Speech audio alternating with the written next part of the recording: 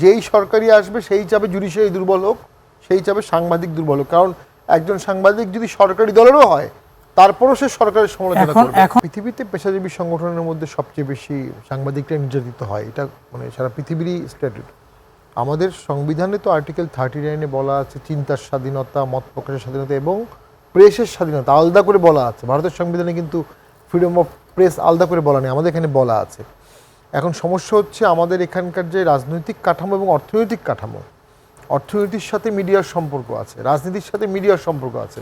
Licence দেয় রাজনীতিক government, আবার মিডিয়া স্টার্ট করে বড় বড় হাউসরা, এবং বড় বড় হাউসরা প্রতিযোগিতা করে তারা মিডিয়া তৈরি করে যে আমার বিরুদ্ধে নিউজ করলে, এবং আমরা একসময় দেখেছি বড় দুটো গ্রুপের মধ্যে চলেছে। এর মাঝখানে অনেক সাংবাদিক চরম সততার সাথে সাহসিকতার সাথে সাংবাদিকতা করে যাচ্ছে, এটা সত্য।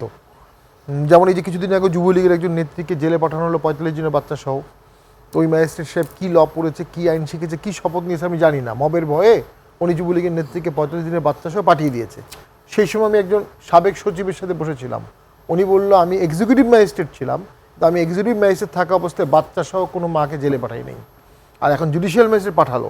কিন্তু যখন এটা মিডিয়াতে চলে আসলো, সোশ্যাল মিডিয়ায় চলে আসলো, সন্ধ্যার মধ্যে তাকে আবার জামিন দিতে বাধ্য হলো সরকার বা জুডিশিয়ারি।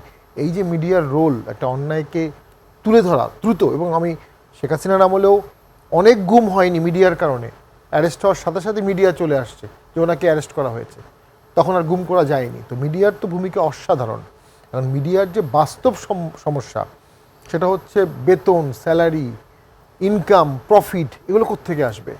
একটা পত্রিকা চালাতে যে খরচ, সে পত্রিকা চালিয়ে প্রফিট করার পর না সাংবাদিকদের প্রফিট হবে।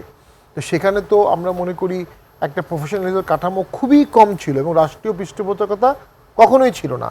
আবার মিডিয়া, লয়ার, জুডিশিয়ারি, এদের ভূমিকাই তো সরকার বিরোধী।